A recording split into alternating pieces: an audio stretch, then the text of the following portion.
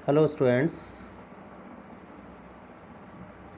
आज हम बात करते हैं मुस्लिम लॉ की यूनिट थर्ड। और यूनिट थर्ड का जो टॉपिक हमारा बफ़ था, बफ़ का सब टॉपिक एक है मुतावल्ली। हम लोगों ने लास्ट लेक्चर पे बफ़ पढ़ा था। बफ़ क्या है, उस क्रिएशन उसका, उसके ऑब्जेक्ट पढ़ लिए थे हमने। अब ऐसी कंडीशन में मुतावल्ली, हु इज़ मुतावल्ली, मुतावल्ली कौन है? तो अ मैनेजर और सुपरिटेंडेंट ऑफ द बफ़ इज़ कॉल्ड मुतावल्ली। बफ़ का प्रबंधक या अधीक्षक जो होता है वो मुतावल्ली कहलाता है। Under the Muslim system, in the case of waqf, all right of ownership to the property vest in God. भाई मुस्लिम लॉ के अकॉर्डिंग जो प्रॉपर्टी वेस्टेड होती है, जो राइट्स होते हैं प्रॉपर्टी के सारे, वो किस में वेस्ट होते हैं? गॉड में होते हैं। भाई प्रॉपर्टी जो भी बफ़ को की जाती है उसका उत्तराधिकारी यानी कि वो वेस्टेड किस में होती है, वो ओनरशिप किसकी होती है? वो गॉड की होती है, खुदा की होती है, ईश्वर की होती है। सारे राइट उसको रहते हैं। और एज ए मुतावल्ली क्या होगा? उसका केयर टेकर होगा, उसका प्रबंधक होगा, मैनेजर होगा, वो उस प्रॉपर्टीज़ की देखभाल करने वाला होगा। उसका एक तरह से कह सकते हो वो एक तरह से खिदमतकार होगा। वह पब्लिक के वेलफेयर के लिए होता है वर्क, तो पब्लिक की सेवा के लिए होगा वो। द मुतावल्ली has no right in the property, मुतावल्ली को कोई अधिकार नहीं होगा संपत्ति में। He has merely superintendent and manager, वो उसका सुपरिटेंडेंट और मैनेजर कहा जाएगा, उसको अधीक्षक या उसका प्रबंधक माना जाएगा उसका मुतावल्ली को। अब मुतावल्ली जो होता है वो सिर्फ प्रॉपर्टी की देखभाल कर सकता है, उसकी व्यवस्था कर सकता है उसकी।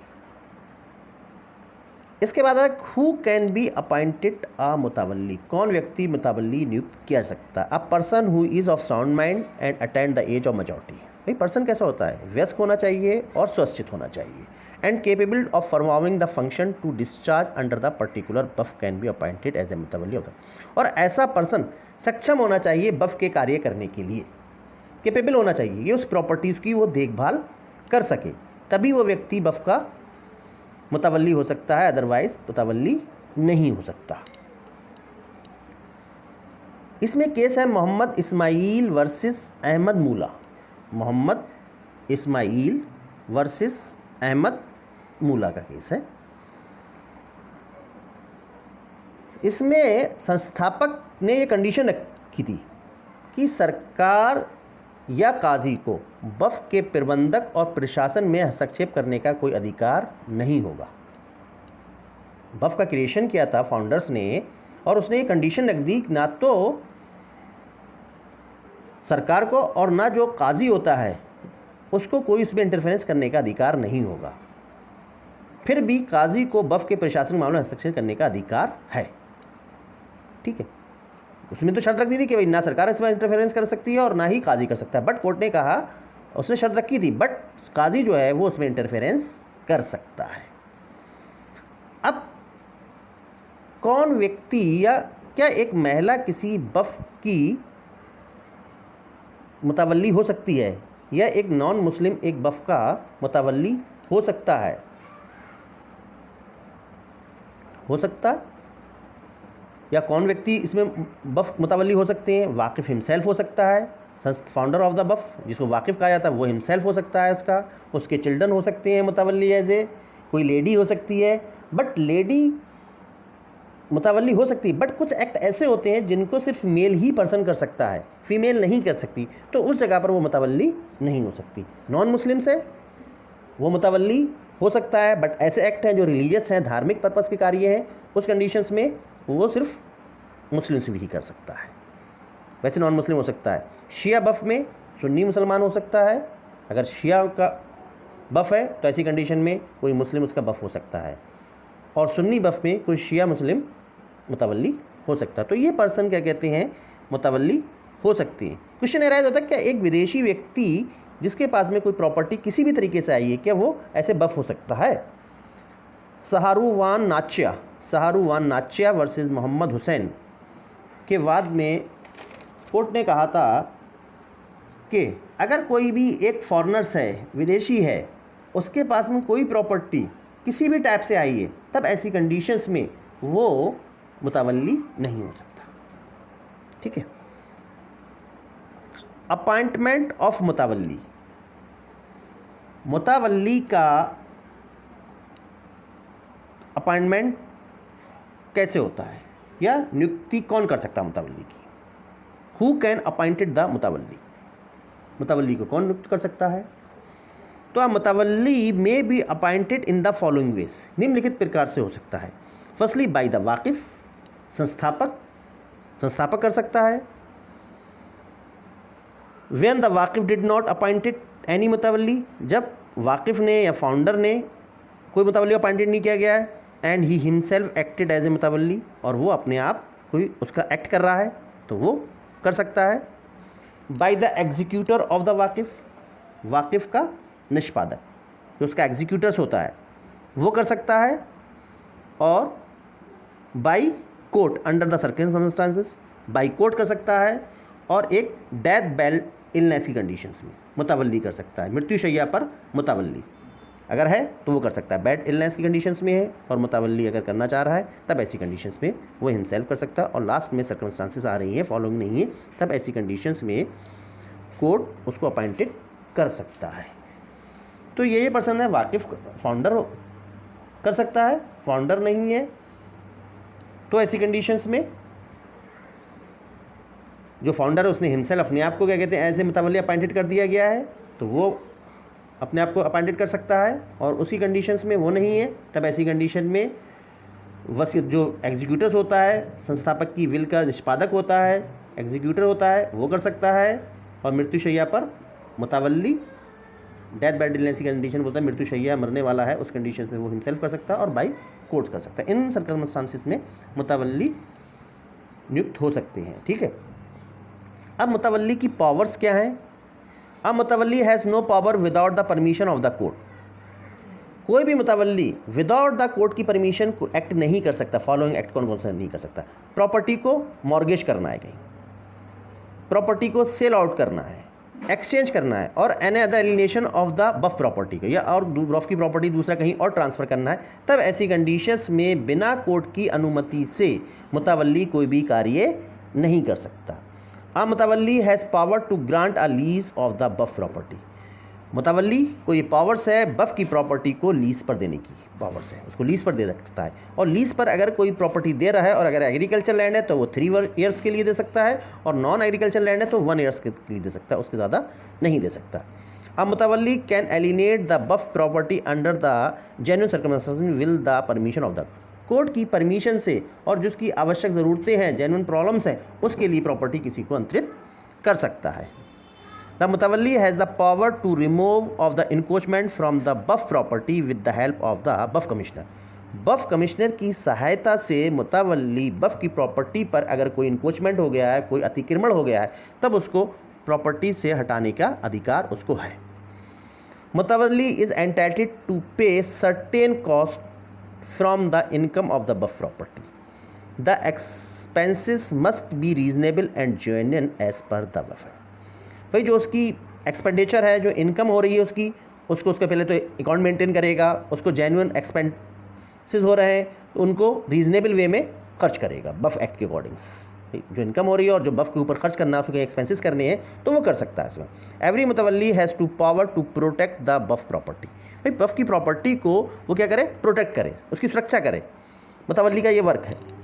And shall use the precautionary appropriate and genuine step as per custom and act, custom के अकॉर्डिंग या एक्ट के अकॉर्डिंग जो भी उसको प्रिकॉशंस लेने हैं बफ की प्रॉपर्टी को प्रोटेक्ट करने के लिए वो कर सकता है उसको। एवरी मुतावल्ली ऑफ बफ shall in every years prepares a budget for the next financial year and shall submit to buff commissioner for the approval। मुतावल्ली को नेक्स्ट फाइनेंशियल ईयर के लिए एक बजट तैयार करना होगा कि उसके लिए हमें कितना पैसा चाहिए खर्च के लिए, क्या क्या है, तो वो जैसे बजट तैयार करके और अप्रूवल उसको कमिश्नर से कराना होगा, बफ का जो कमिश्नर्स होता है उससे अप्रूवल कराना होगा उसको। Any changes made in the बफ द मुतावल्ली shall for the bring them before the बफ कमीशन, और कोई भी चेंजेस करना चाह रहा है, कोई बदलाव करना चाह रहा है, तब ऐसी कंडीशन में उन चीज़ों को वो बफ कमीशन के सामने ला सकता है। पावर्स है उसको। अब रिमूवल ऑफ द मुतावल्ली, मुतावल्ली को उसके पद से कैसे हटाया जा सकता है? By the court. Once a मुतावल्ली इन ड्यूली अपॉइंटेड है, he can not be removed by the वाकिफ, तो वाकिफ के द्वारा वो नहीं हटाया सकता। But the court will remove a मुतावल्ली, बट कोर्ट उसको हटा सकती है किन सर्कमस्टेंस डिनाइज द वाकिफ वक्फ characters of the property and step as a adverse title to it in the himself, कि जो प्रॉपर्टी है वक्फ की उसको एडवर्स पोजीशंस के अकॉर्डिंग अपना टाइटल, उस पर अपना स्वामित्व घोषित करे। तब ऐसी कंडीशंस में वक्फ कोर्ट जो है मुतवल्ली को हटा सकती है। वक्फ की प्रॉपर्टी है और वक्फ की प्रॉपर्टी का ओनर कौन होता है? गॉड होता है। और ऐसी कंडीशन में मुतवल्ली जो है वो कहे ये एडवर्स पोजीशंस के अकॉर्डिंग प्रॉपर्टी मेरे पास आ गई, ये इसका स्वामी मैं हूँ, तब ऐसी कंडीशंस में वो हटा सकता है court. With the sufficient fund in his hand neglect to repair the बफ, भाई उसके पास सफिशेंट फंड है, प्रॉपर बजट है, बट फिर भी क्या कहते हैं जो बफ है प्रीमाइसेस है या उसका टू द डिस रिपेयर्स, उसको रिपेयर नहीं करता, उसकी प्रीमाइसेस है या जो भी रिपेयर में पैसा लगाना है उसको मेंटेनेंस करना है उसमें खर्च नहीं करता, और ये कहता है पैसा नहीं है, उसकी नेग्लिजेंसी करता है, उपेक्षा करता है, तब ऐसी कंडीशंस में भी उसको हटाया जा सकता है, क्योंकि प्रॉपर बजट होते हुए भी वो उसको उस पर खर्च नहीं कर रहा है। knowing and intentionally cause damages or loss the above property and mislead with, भाई जानबूझकर और आशयपूर्ण तरीके से प्रॉपर्टी को क्या कर रहा है? नुकसान कर रहा है, हानि कर रहा है उसको, और प्रॉपर्टी मिसलीड कर रहा है। इसमें केस देख लेते हैं हम लोग, that is commit breach of trust, या ब्रीच ऑफ ट्रस्ट कर रहा है। भाई जनरली क्या होता है, एज ए ट्रस्टी की तरह वर्क होता है मुतवल्ली का, उसके ऊपर ट्रस्टी की तरह वर्क करता है और वो प्रॉपर्टी का केयर टेकर होता है, और वही ब्रीच ऑफ ट्रस्ट करने लगे, तब ऐसी कंडीशंस में उल्लंघन करने लगे, तब प्रॉपर्टीज़ को उसको हटाया सकता है। जैसे कि बीवी सादिक फातिमा वर्सेस मोहम्मद हसन, इसमें क्या हुआ था, इसमें वाकिफ़ ने जो वक्फ बोर्ड का पैसा था उस पैसे से अपनी वाइफ को प्रॉपर्टी परचेज करके दे दी इसने। तो कोर्ट ने कहा ऐसी कंडीशंस में मुतवल्ली ने वक्फ की का ब्रीच ऑफ ट्रस्ट किया, उसने जो अमाउंट था उसका ब्रीच ऑफ ट्रस्ट किया, क्योंकि जो सब पैसा था वक्फ का वो अपने पर्सनल यूज़ के लिए नहीं है, वो ही मुतवल्ली उस पैसे से अपनी फैमिली के लिए उसको यूज़ नहीं कर सकता था। तो ऐसी कंडीशन में इसको उन्होंने ब्रीच ऑफ ट्रस्ट मान लिया उसने। नेक्स्ट है इंसॉल्वेंट, या कोई भी मुतवल्ली इंसॉल्वेंट हो जा रहा है, दिवालिया घोषित हो जा रहा है, तब ऐसी कंडीशंस में उसको उसके पद से हटाया जा सकता है by the Waqf board act 1955 section 64 के अकॉर्डिंग। उसको मुतवल्ली को जो ऑफिशियल कंडीशंस हैं मेंटेन कर रखी हैं उनमें, उसके अकॉर्डिंग उसको हटाया जा सकता है। तो 1954 का वक्फ एक्ट है, 1955 का वक्फ एक्ट है, उसका सेक्शन 64 में जो कंडीशन गिवन कर रखी उसके अकॉर्डिंग वक्फ बोर्ड भी मुतवल्ली को उसकी पोस्ट से हटा सकता है। फिर नेक्स्ट आता है बाय द वाकिफ। Abu Yusuf that even if the waqf has no reserve a right to remove the mutawalli in the waqf deed can nevertheless, कि कोई भी वाकिफ इस वक्फ डीड में इस चीज़ को रिजर्व नहीं रख सकता वक्फ को हटाने का, बट इमाम Mohammad however says that the unless there is such a reservation the वाकिफ can not do so। Abu Yusuf कह रहे हैं कि ऐसा नहीं कर सकता, बट अबू यूसुफ कह रहे हैं सेज दैट इवन द वक्फ has not reserve a right to remove the मुतवल्ली इन द वक्फ डीड। वैसे तो ये राइट नहीं है कि कोई भी वाकिफ ये अधिकार अपने पास रिजर्व रखे कि वो किसी भी मुतवल्ली को हटाने का अधिकार है उसको, ये उसको राइट नहीं है रिजर्व रखने का, बट अगर हाँ उन्होंने ऐसा मेंशन कर रखा है कहीं डीड में तब उसको ये राइट हो जाता है। बट अबू इमाम मोहम्मद कहते हैं इस तरह का कोई भी राइट नहीं है कि वो उसको हटा सके। एक तरह से देखा जाए वक्फ मुतवल्ली को हटाने का जो अधिकार है वो सिर्फ वाकिफ के पास नहीं है। अगर हाँ उन्होंने इस तरह से डीड में कुछ मेंशन कर रखा है उसको अपने पास में, तब उसको हटाने का अधिकार है, अदरवाइज़ उसको हटाने का अधिकार नहीं है। तो ऐसी कंडीशंस में वो हटा सकता है।